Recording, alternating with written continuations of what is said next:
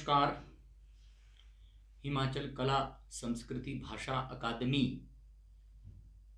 पिछले अनेक वर्षों से निरंतर हिमाचली कलाओं को, यहाँ की संस्कृति को और साहित्य को निरंतर बहुत गति दे रही है।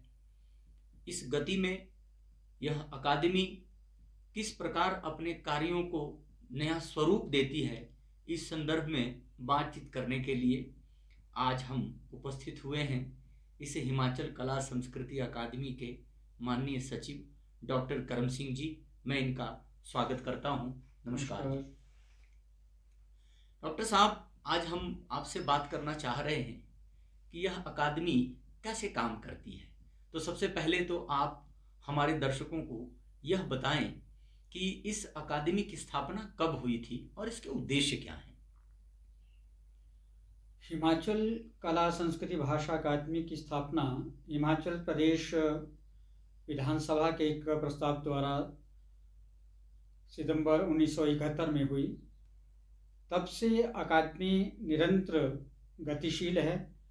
कला संस्कृति भाषा और साहित्य के प्रोत्साहन, सम्मान और प्रचार प्रसार के लिए हिमाचल के प्रथम मुख्यमंत्री डॉक्टर यशवंत सिंह परमार अकादमी के प्रथम अध्यक्ष बने और उसके बाद लालचंद प्रार्थी और समय समय पर जो शिक्षा भाषा संस्कृति मंत्री रहे, वे उपाध्यक्ष के तौर पे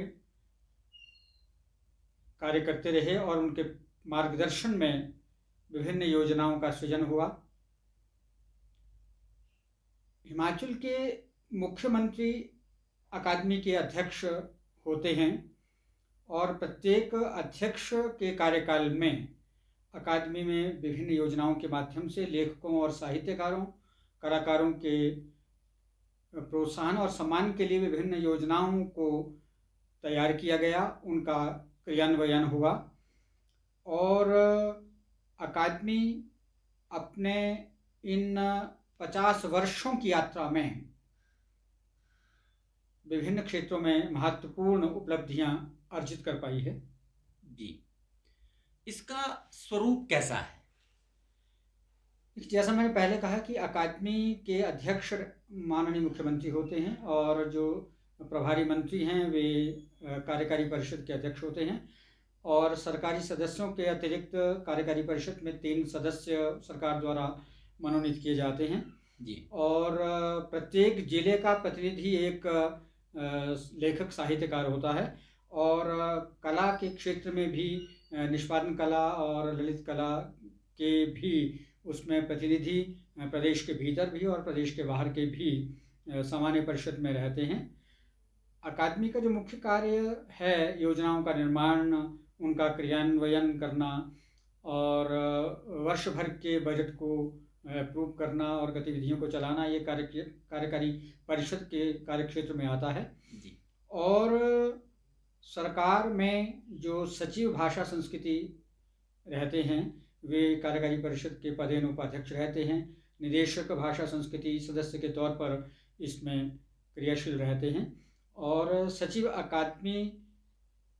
अकादमी सचिव का दायित्व जो है वो मुख्य कार्यकारी अधिकारी के तौर पर निभाते हैं और सभी को संविधान और सरकार द्वारा जो शक्तियां प्रदान की जाती हैं उसी के अनुरूप कार्य योजनाओं का संचालन रहता है। जी, एक और इसमें बहुत महत्वपूर्ण विषय आगे बनता है कि अकादमी के कार्यों की योजनाएं क्या क्या होती हैं।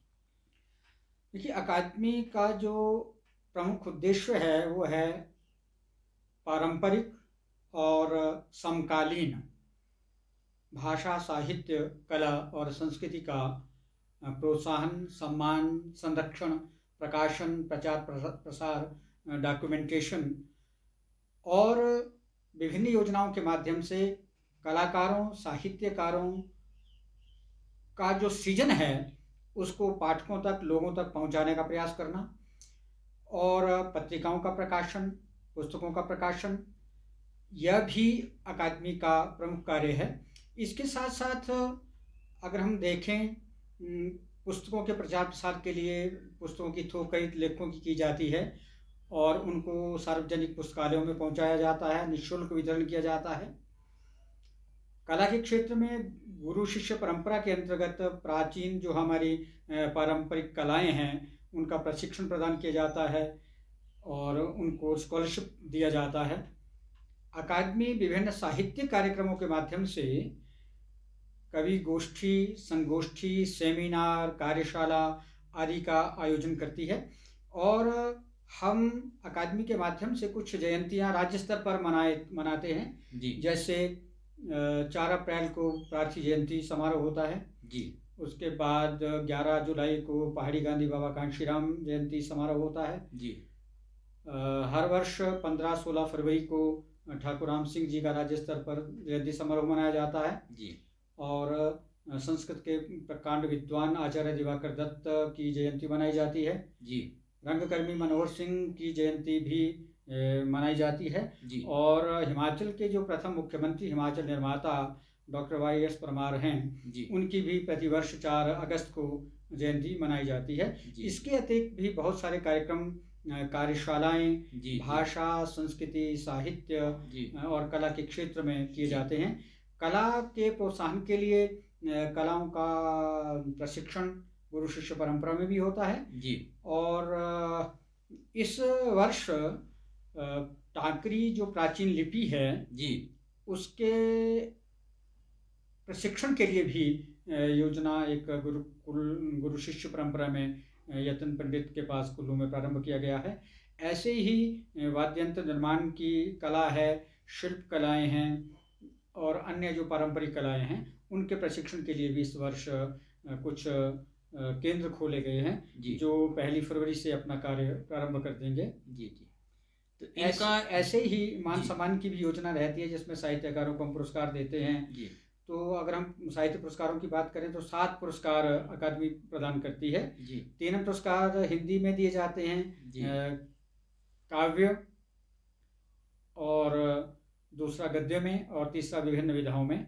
ऐसे ही अंग्रेजी, उर्दू, संस्कृत और पहाड़ी भाषा में एक सम्मान दिया जाता है। कुल 7 पुरस्कार दिए जाते हैं। अभी तक अकादमी 16 तक के पुरस्कार घोषित कर चुकी है। 17 के पुरस्कार शीघ्र घोषित होने वाले हैं और 18 के भी पुरस्कार जो हैं वो प्रक्रिया के अधीन हैं और 19 तक के पुरस्कारों के लिए भी जो पुस्तकों की प्रविष्टियां हिमाचली लेखकों की वो आमंत्रित कर ली गई हैं। इसी तरह से कला सम्मान 17-18 तक के घोषित होने वाले हैं जिसमें 2 कला सम्मान और एक शिखर सम्मान और साहित्य में भी एक शिखर सम्मान 1 लाख रुपए का दिया जाता है। साहित्य और जो कला सम्मान है वे प्रत्येक सम्मान 51,000 रुपये का है।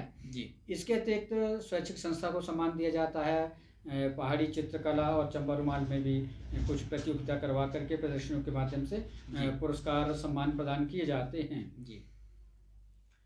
अच्छा, इसमें इतना बहुत सारी योजनाएं आपने बताई हमें, इनको तो गिनने में ही बड़ा समय लग जाएगा, जिसको देखकर लगता है कि नहीं अकादमी बहुत सक्रिय रहती है।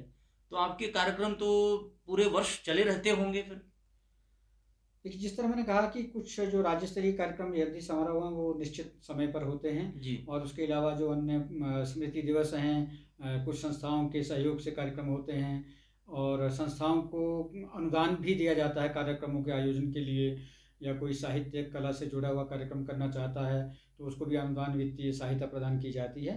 तो लगभग पूरा वर्ष ये कार्यक्रम चलते रहते हैं और प्रयास यही रहता है कि जो नवोदित युवा साहित्यकार, कलाकार हैं, जो वरिष्ठ सम्मानित पुरस्कृत कवि हैं, लेखक, साहित्यकार हैं, उन सभी को बारी बारी से मंच प्रदान किया जाए। और अकादमी द्वारा राष्ट्रीय स्तर पर भी कार्यक्रम किए जा रहे हैं। जैसे विश्व पुस्तक मेला के अवसर पर लेखक मंच के माध्यम से कार्यक्रम किया गया पिछले कुछ वर्षों से, और पिछले वर्ष अटल चिंतन के सेमिनार में एक राष्ट्रीय स्तर पर भी विश्व पुस्तक मेला के अवसर पर हिमाचल भवन में कार्यक्रम किया गया है और चंडीगढ़ में भी पुस्तक मेला पर एक आयोजन किया गया। तो ये प्रयास रहता है कि अन्य प्रांतीय लेखकों, कलाकारों के साथ भी कार्यक्रम हो और प्रदेश के भीतर जो सृजन करने वाले लोग हैं, चाहे वो शिल्प कला के माध्यम से हैं, चाहे वो साहित्य सृजन के माध्यम से, उनके साथ कार्यक्रम आयोजित किए जाते हैं। जी। अच्छा, अब इतने सारे आयोजनों के लिए निश्चित रूप से वित्तीय प्रबंधन की बड़ी आवश्यकता होती होगी, तो ये सारा स्वरूप कैसे बनता है इसका? देखिए, अकादमी को सरकार द्वारा भाषा संस्कृति विभाग के माध्यम से अनुदान प्रत्येक वर्ष वित्त वर्ष में दिया जाता है। जी। और हम ये आपके साथ साझा करते हुए प्रसन्नता की बात है हमारे लिए कि विगत 2-3 वर्षों में वर्तमान सरकार ने इस योजना में जो साहित्यकारों कलाकारों के लिए विभिन्न योजनाओं के माध्यम से लाभ दिया जाता है उसमें काफ़ी बढ़ोतरी की है। जी। और वर्तमान में अकादमी के पास प्रचुर संसाधन हैं, वित्तीय संसाधन, जी। जो अकादमी की योजनाओं को पूरा करने के लिए जी। पर्याप्त हैं।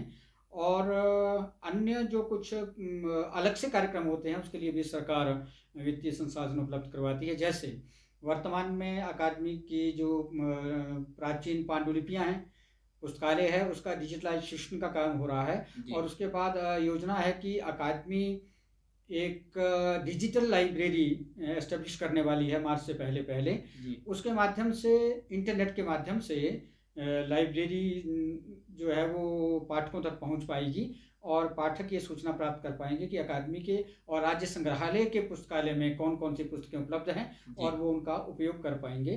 तो इस तरह की भी योजनाएं अलग अलग समय पर हम करते हैं और सरकार उसके लिए पूरा हमें सहयोग मार्गदर्शन प्रदान करती है। जी। अभी कोरोना का काल चल ही रहा है, हम इसको समाप्त नहीं मान सकते। तो इस कोरोना काल में आपके अकादमी द्वारा एक साहित्य कला संवाद नाम से एक कार्यक्रम निरंतर फेसबुक पर चल रहा है, तो उसमें अकादमी का सफर किस प्रकार रहा, इस पर भी हमें कुछ जानकारी दें। देखिए, मार्च के अंत में 2020 में कोरोना काल में लॉकडाउन हुआ, सब लोग घरों में बंद हो गए। और जैसे जैसे उसका प्रभाव बढ़ता रहा, कोरोना महामारी का प्रसार होता रहा और भारत में भी, हिमाचल तक भी काफ़ी लोग उससे प्रभावित हुए। जी। तो उस समय एक तनाव का माहौल था, दहशत का माहौल था।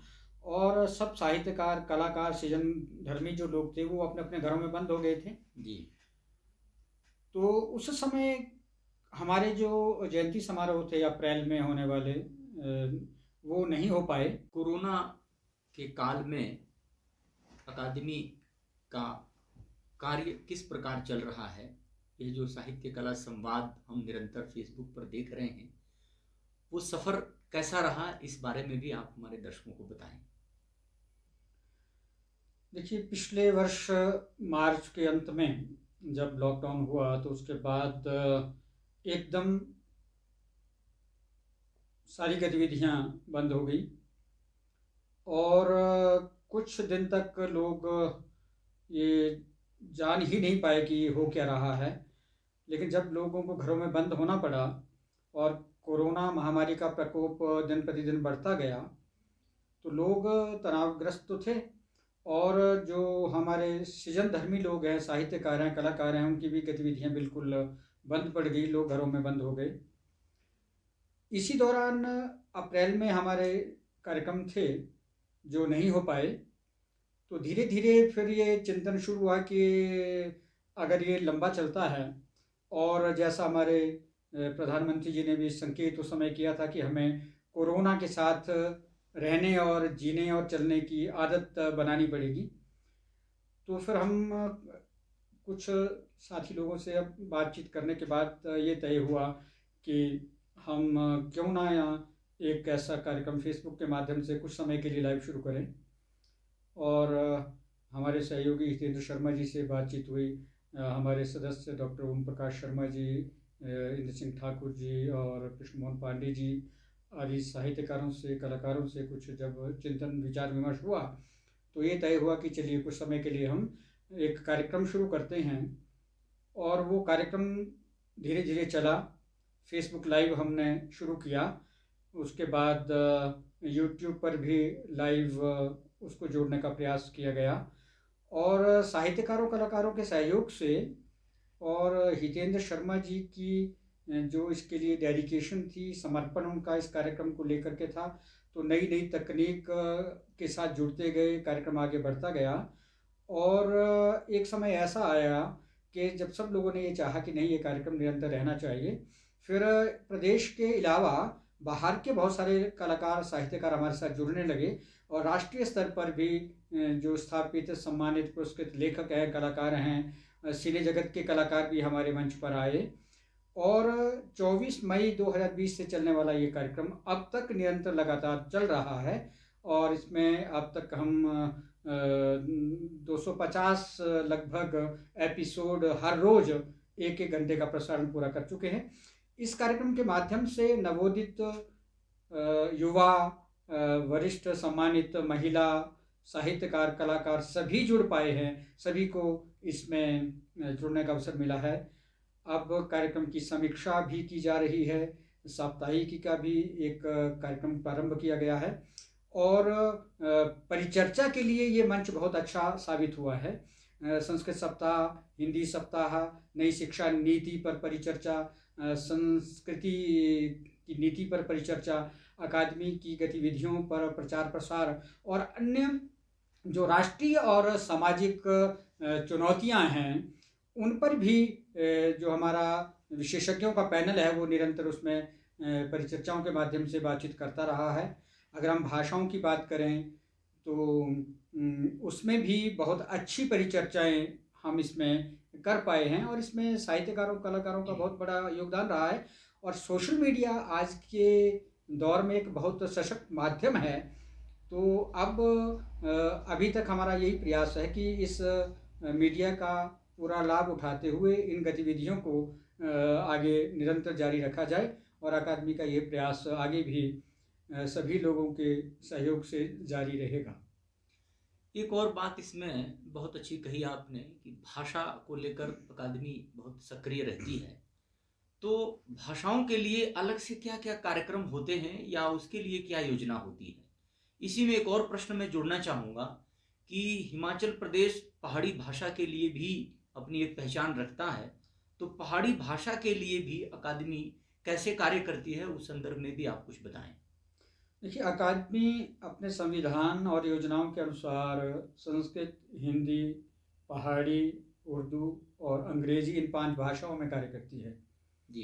5 भाषाओं में पुस्तकों का, पत्रिकाओं का प्रकाशन हो रहा है और विभिन्न योजनाएं भी इन भाषाओं के माध्यम से चलती हैं, चाहे वो पुस्तकों की खरीद है, पुस्तकों के लिए सम्मान है या अन्य कोई दूसरी योजना है।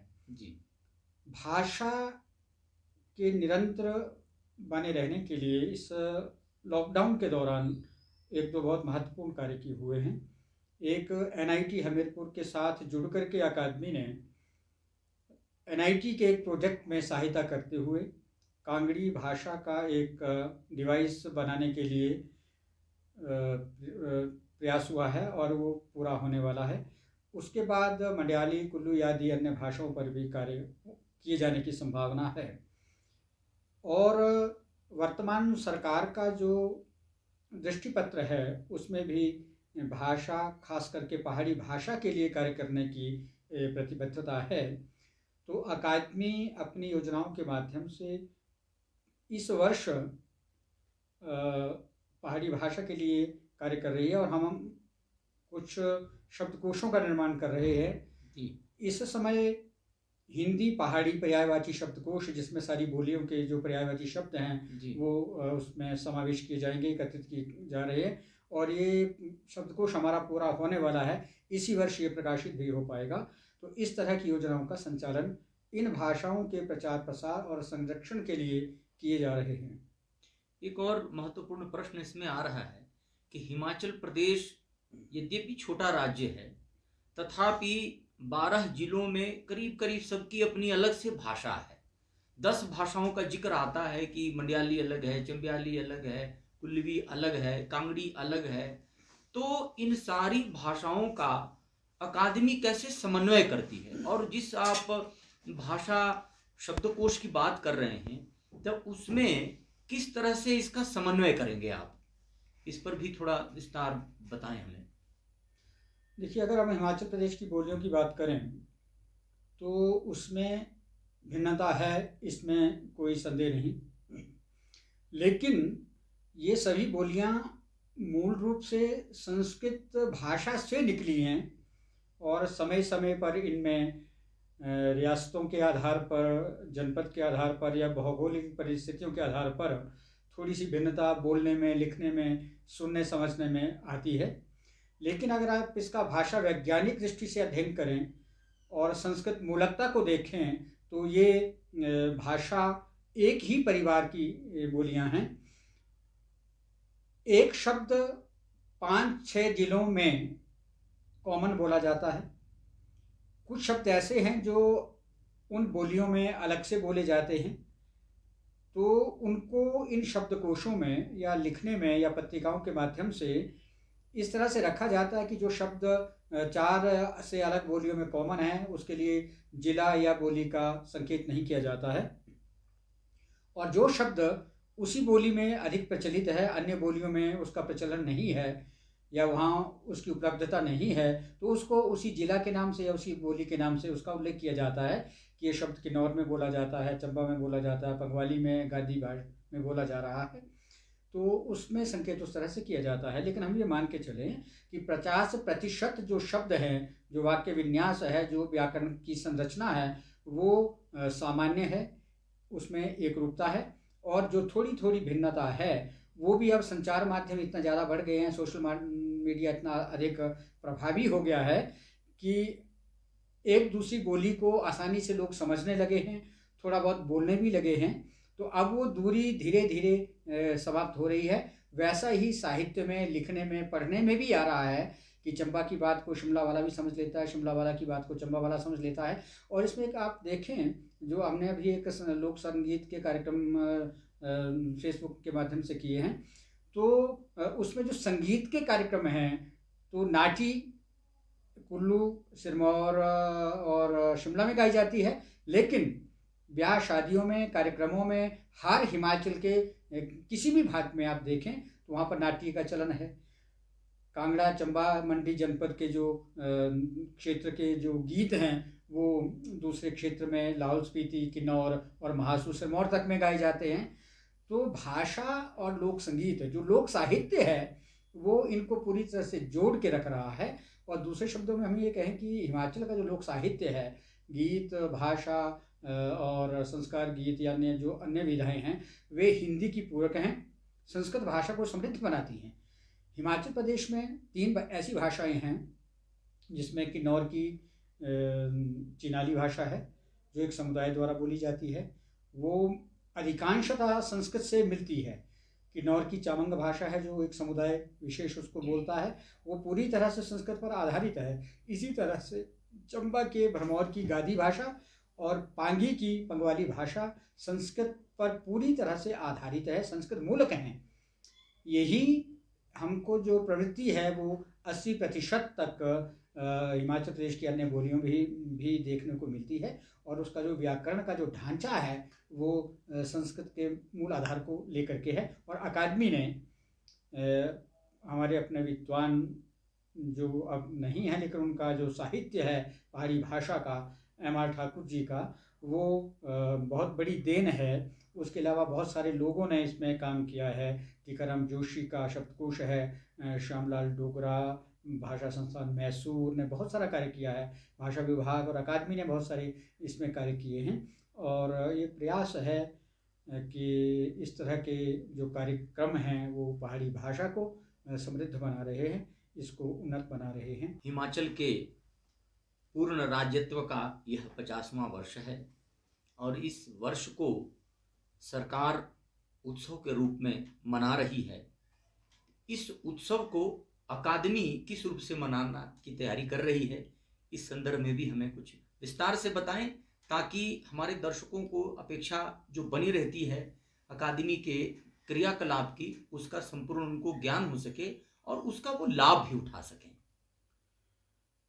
अकादमी की स्थापना 1971 में और उद्घाटन 1972 में हुआ, तो अकादमी की स्थापना के भी 50 वर्ष पूर्ण हो रहे हैं। हिमाचल प्रदेश के पूर्ण राज्यत्व के भी 50 वर्ष पूर्ण हो चुके हैं 25 जनवरी को, और उसका माननीय मुख्यमंत्री की अध्यक्षता में शिमला के ऐतिहासिक मैदान रिज पर अभी एक भव्य कार्यक्रम में शुभारंभ हुआ है। और जैसा सरकार ने घोषणा की है कि 1 वर्ष भर कार्यक्रम चलेंगे। एक वर्ष भर ये आयोजन रहेंगे। इसके अतिरिक्त विभिन्न संस्थाएं भी अपने अपने कार्यक्रम इस तरह से बना रही हैं कि 50 वर्षों में हिमाचल के संस्कृति में, भाषा, साहित्य और इतिहास में जो कुछ घटा है उसका डॉक्यूमेंटेशन किया जाए, उसका प्रकाशन हो, ऐसे प्रयास हो रहे हैं। तो ऐसे में अकादमी का तो ये विशेष क्षेत्र है। अकादमी अपनी विभिन्न योजनाओं के माध्यम से ऐसा चिंतन कर रही है, ऐसे प्रयास प्रारंभ हो चुके हैं।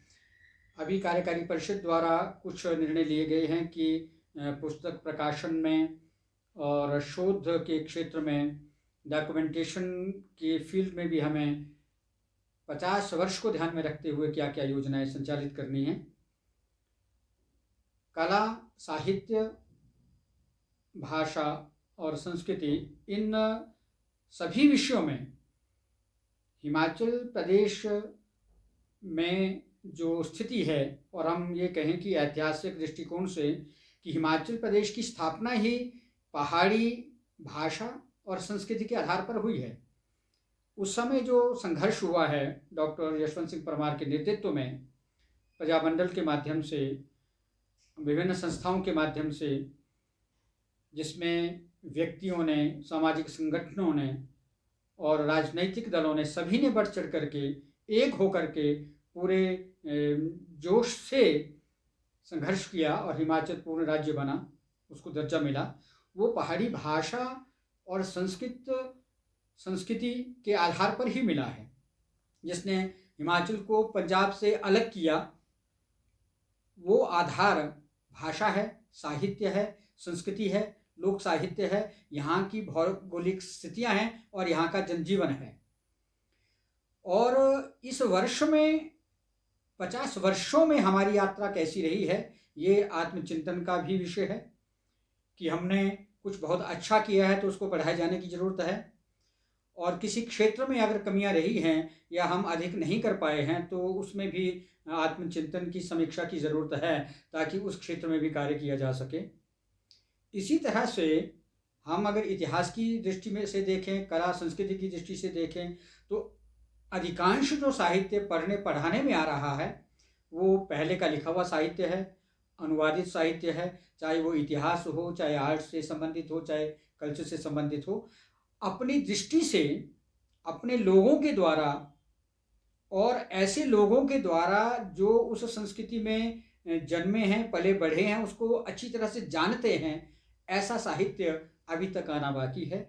और 50 वर्ष में आत्मचिंतन करते हुए, समीक्षा करते हुए इस ओर अकादमी का भी ध्यान गया है। सरकार ने भी इसको प्राथमिकता के आधार पर अपनाने का प्रयास किया है, और कुछ संस्थाएं जैसे शोध संस्थान नेरी है और भी कुछ राष्ट्रवादी अन्य संस्थाएं हैं जो इस दिशा में ईमानदारी से कुछ ऐसे प्रयास करना चाहती हैं कि हमारी संस्कृति का, हमारी भाषा का, हमारे संस्कारों का और जनजीवन का जो मूल स्वरूप है उसको डॉक्यूमेंट किया जाए, उसकी सूचनाएं इकट्ठी की जाएं, और जिन स्वतंत्रता सेनानियों ने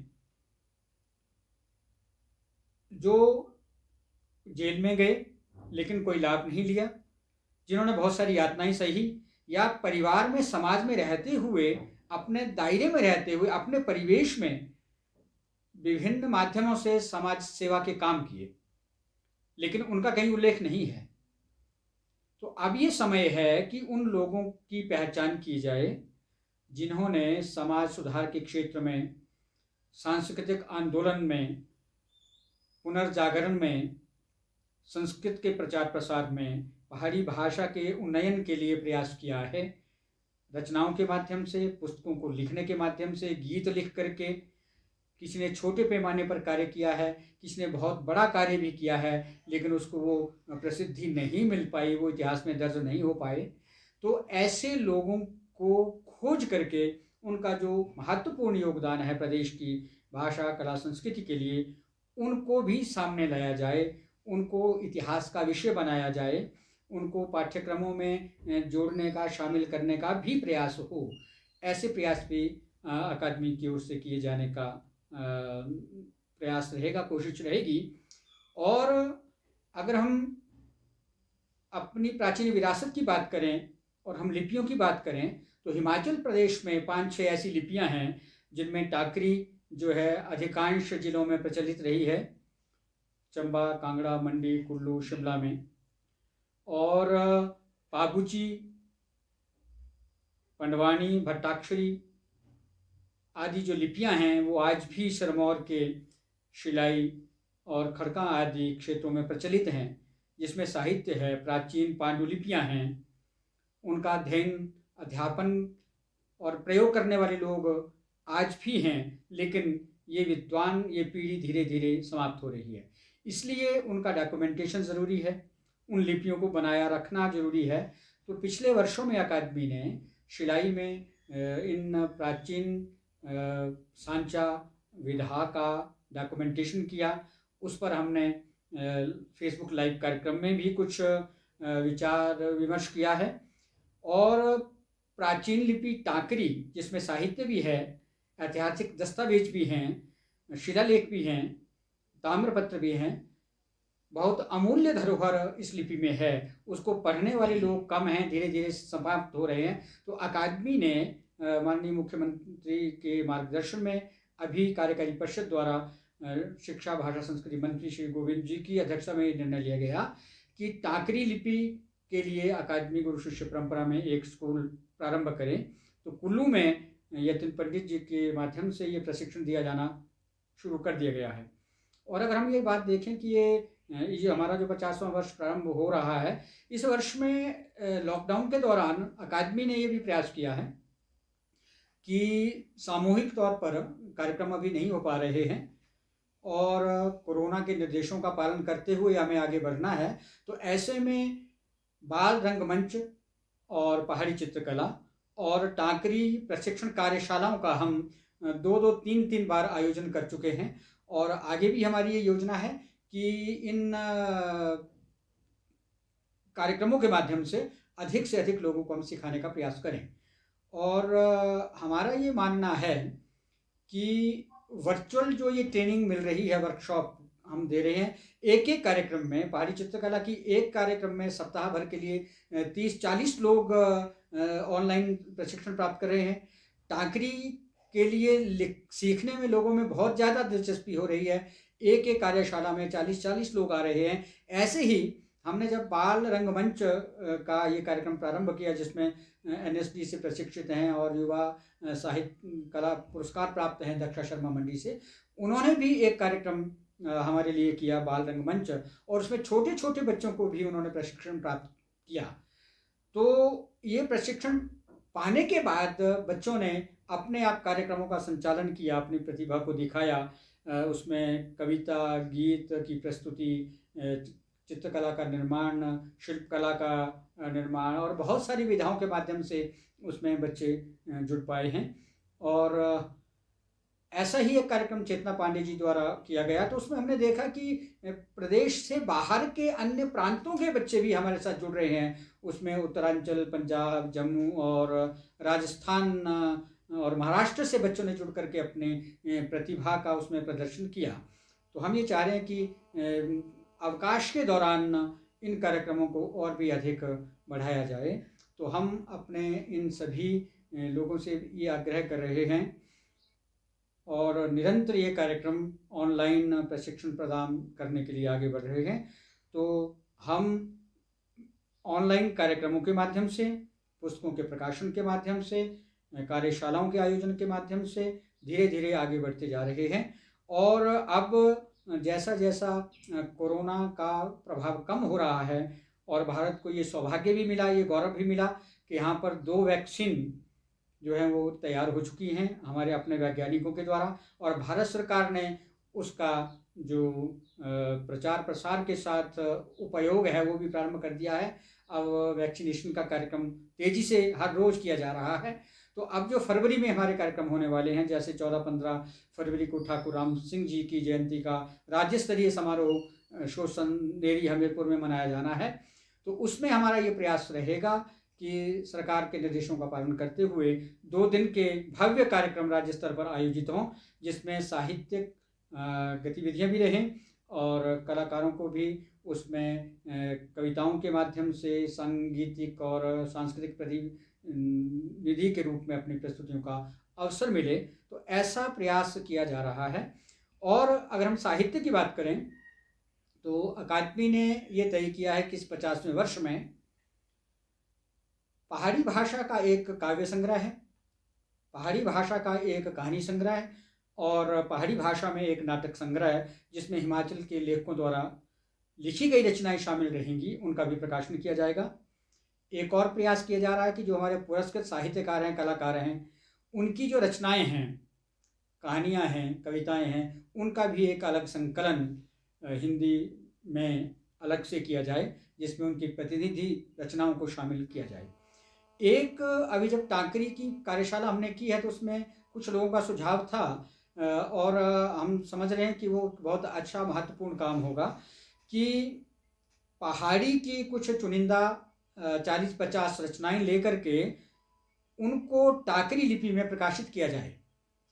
और वो यतिन पंडित जी ने स्वीकार कर लिया है कि उन्हें पहाड़ी की रचनाएं उपलब्ध करवाई जाती हैं, जो अकादमी उपलब्ध करवा रही है, तो उसका वो टांकरी लिपि में अनुवाद करेंगे। एक और टांकरी में कविता छपेगी, एक और पहाड़ी में होगी। तो पहाड़ी भाषा का टांकरी लिपि के माध्यम से भी संरक्षण ये हो पाएगा, ऐसा भी अकादमी का एक प्रयास है। अभी हमको एक जानकारी और भी साथ में मिली है कि डॉक्टर ओम प्रकाश शर्मा जी, जो इस समय डॉक्टर यशवंत सिंह परमार चेयर के अध्यक्ष हैं हिमाचल प्रदेश विश्वविद्यालय में, वहाँ उनके माध्यम से पहाड़ी भाषा और साहित्य और हिमाचल की जो ये लिपियां हैं, इन पर 1 साल का सर्टिफिकेट कोर्स भी विश्वविद्यालय के माध्यम से संचालित किए जाने का प्रयास है।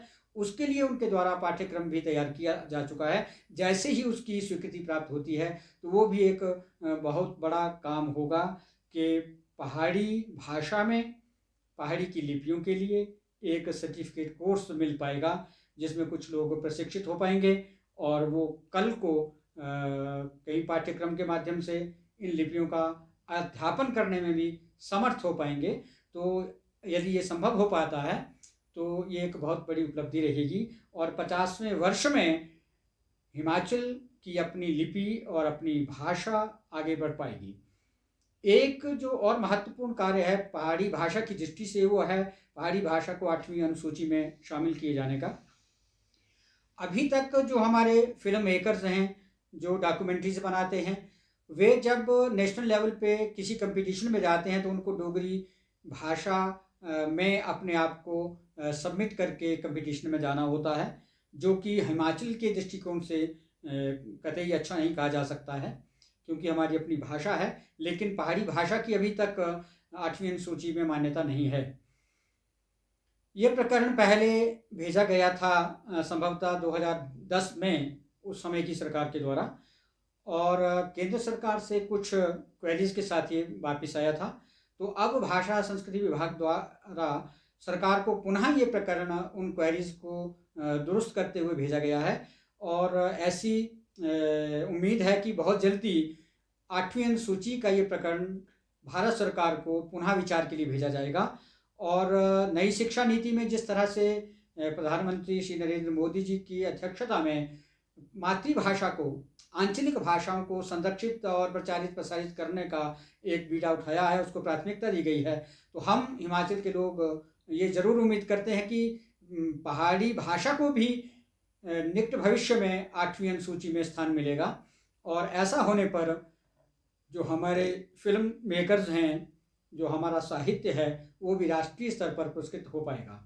लेकिन उससे पहले ये भी एनबीटी और साहित्य अकादमी द्वारा एक सफल प्रयास किया गया है कि हिमाचल के कुछ साहित्यकारों को सम्मान भी प्राप्त हुआ है और हिमाचल के कुछ साहित्यकारों की जो पहाड़ी की रचनाएं हैं, कविताएं, कहानी और नाटक संग्रह, वो भी प्रकाशित हुए हैं, जिसमें हिमाचल प्रदेश के अनेक साहित्यकारों को प्रतिनिधित्व मिला है, स्थान मिला है। तो आज हम ये कह सकते हैं कि राष्ट्रीय स्तर पर पहाड़ी भाषा को एक नई पहचान मिल रही है और स्थान मिल रहा है।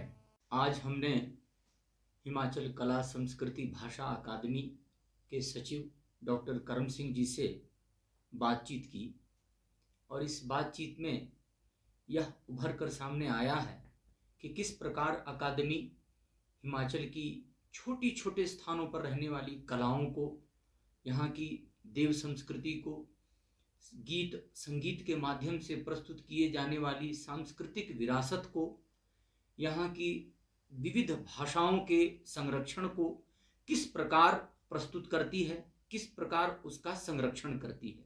निश्चित रूप से हिमाचल की इन सारी परंपराओं को सुरक्षित करने में, संवर्धन देने में यह अकादमी निरंतर सक्रिय है और इसी कारण यह अकादमी बहुत बधाई और शुभकामना की पात्र भी है।